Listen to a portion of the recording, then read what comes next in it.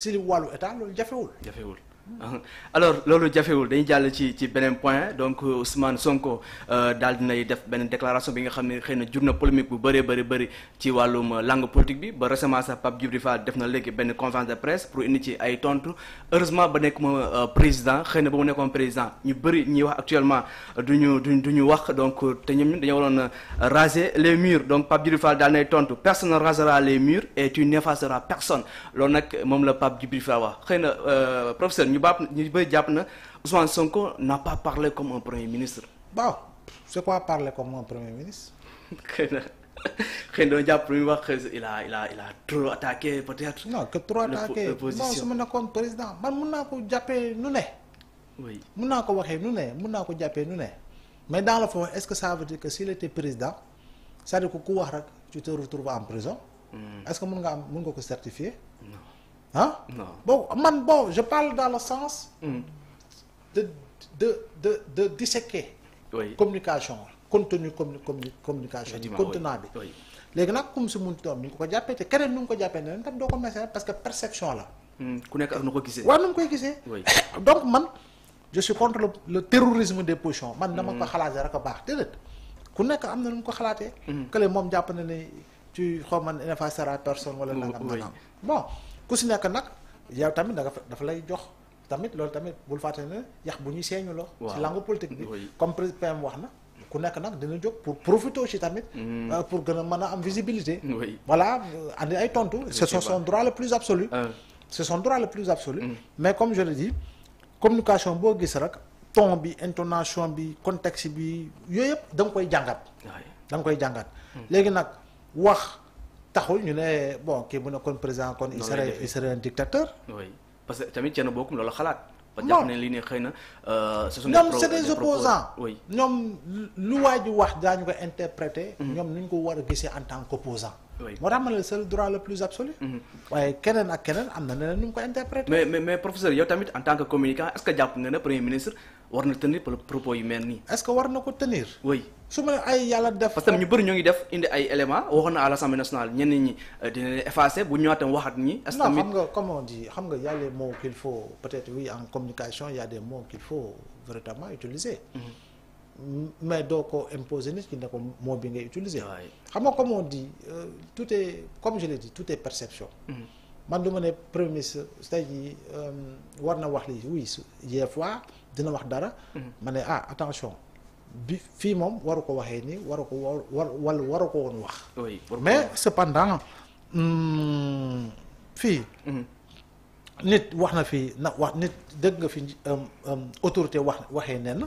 mais dans le fond du loo xam ne sax da ko gëmoon. xam nga nit mun na wax par dérision maanaam mu ngi koy wax pour caaxaanaale. mu ngi koy wax pour naa leen yéen su ma nekkoon président. bon am na ay mesures yu may jël.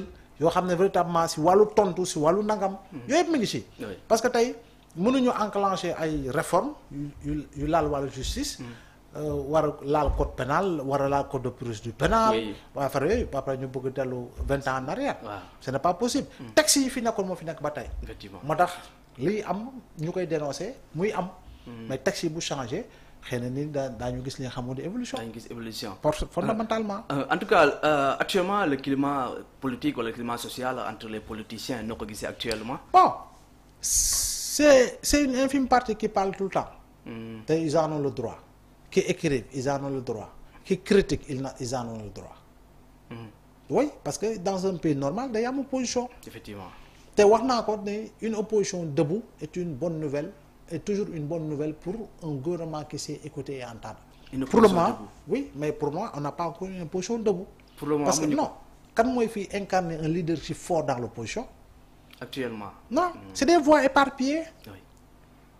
C'est des voix éparpillées et qui ne travaillent pas dans la massification de leur organisation politique. Ah oui, bu dee ñoom kese bu dee ñoom kan nga xam seen ginnaaw.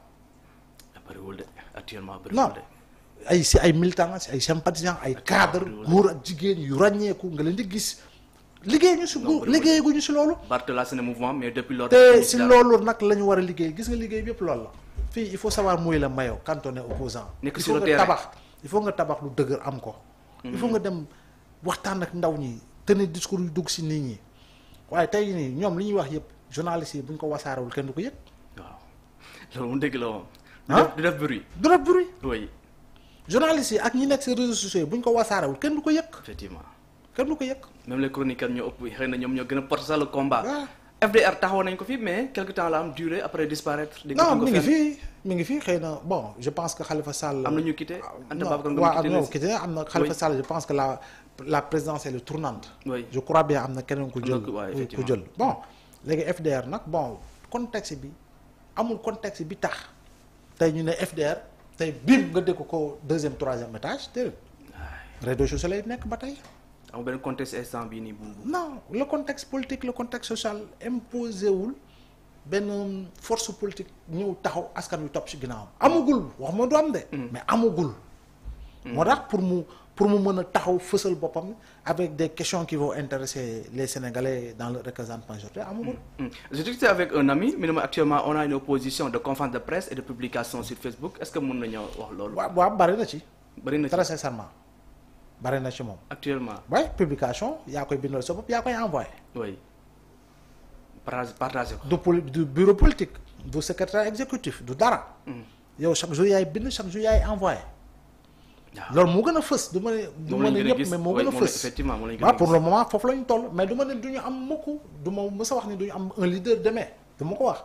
du ma ne opposition du gën a am doole du ma ko wax déedéet. voilà. parce que comme on dit situation contexte mooy tax nit fël. situation contexte mooy tax opposition bi gën a renforcer wu si wàllu doole. mais pour le moment amul. non pour le moment amul c'est clair alors un autre point toujours dans l'actualité avec le professeur Abdoulaye Mbow gis nañu aussi l'affaire Mame Mbaye Niang ak Ousmane Sonko les chambres réunies donc ci Cour suprême daal dinañu rejeter la demande des avocats d'Ousmane Sonko donc elles ont déclaré le rabat d'arrêt irrecevable et condamnent le leader de Pastef aux dépenses ñu bëri xëy na ñu ngi def la polémique depuis wala la confusion depuis sànq Ousmane Sonko il est obligé de payer les 200 millions tel n'est pas le cas donc lépp li nga xam ne jëm na ci frais bu procès bi xëy na loolu lay fay ndax ces avocats ñoom ñoo daal di demander boobu procès donc professeur ban lecture ngay def ci décision bi. am na ñu naan sax bon il n'est plus candidat. il n'est plus éligible waaw moom. xanaa information yi bëri na si ba léegi moom il n'était pas tête de liste. lors des législatives. ankay. ankay il n'a pas battu campagne. ankay. ankay. donc jeexal na wax. polémique yi day bëri de. waaw léegi il a été condamné au départ yow waxal nga ko sa bopp. oui juriste yu ma liir ñu wax ko. mooy que ni moom.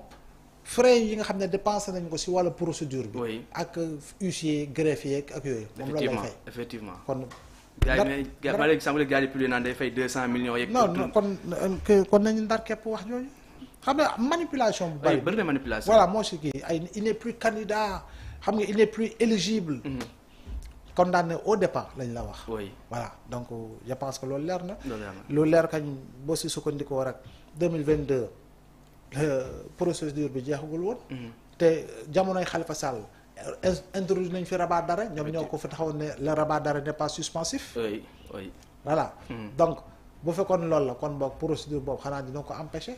et bul fàtte ni tam diggante bi loi d'amnistie jaar na fi.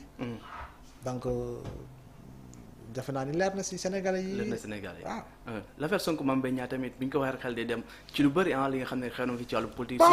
surtout bu mu tere Ousmane Sonko bokk ci élection présidentielle yi. moom laa wax ni c'était du cinéma politique. cinéma politique c'était du cinéma politique. waay amul leneen doon na waar parce que tey jii bu doon loolu yow fii ngay toog. ma ne la combat. waay c'était du cinéma politique. waaw ñu bëri aussi jàpp nañu professeur xëy na yenn action politique yi waru mun a tere nit bokk ci élection. comme le cas mais man yow la bopp man sama wàllu bopp maa ngi koy ba tey dama koy wax ne la code électoral bi li ñu si war a soppi dafa bari. parce que suba waruñu empêcher benn opposant parce que dañ ko condamné avec sursis ñu xañ ko élection. loolu dafa war a dañ fii. effectivement dafa war a dañ. dañ ko war a changer. waaye non c'est pas parce que diw moo fi ne non dafa war a dañ. parce que pour man dafa am ay articles liberticides dans le code électoral. loolu dafa war a dañ. suba ñu condamné kenn ñu ne ko doo nekk candidat tu n'es plus éligible parce qu'on t'a condamné avec sursis. pour lan dañu war a changer dañ ko war a dingi. effectivement waaw loolu moom lu ñu war a changer la moom surtout loolu. alors dañuy jeexale ci li nga xam ne nii professeur actualité internationale xëy na li nga xam ne moo ngi xew foofu ca Togo di manifestation xëy na yu bëri yu am foofu actuellement ca Lomé donc ñoom actuellement lu ñuy xeex bokk na ci li nga xam ne nii moom mooy les réformes constitutionnelles yi nga xam ne yi gën a dëgëral le pouvoir de Gnassingbé xëy na moom aussi actuellement mu nekk au pouvoir depuis 2005 ba léegi 20 ans au pouvoir les protestataires lu ñuy xeex aussi bokk na ci li nga xam ne jëm na ci la hausse des prix de l'électricité la répression des voix critiques notamment des autorités wala des arrestations de militants et du rappeur Amran donc ñoom lu ñu bëgg actuellement mooy li nga xam ne nii xëy na Gnassingbé moo ngi koy def actuellement au pouvoir mu daal di fay. Gnassingbé du démocrate. démocrate. moom il vit dans une république héréditaire. sama papa moo nekkoon président faatu na mu ñëw remplacer ko. j'organise je gagne comme d'habitude nu ma neexee y a pas de démocratie. foofu moo amul démocratie dañuy songu askan wi di manifester dóor leen. ñuy faat lañ leen ay milice yeewu di dugg ci kër yi. di jàpp ay nit di dóor. yooyu moo xew foofu loolu foofu moo dul démocratie. oui li fa xew actuellement depuis 2005. ba ba 2025 moom du démocratie. te du jóge ci nguur gi. xanaa dara dal ko ci. pare bu jógee fa. non du fa jóge mu ngi entamé ay réformes sax pour gën a dëgëral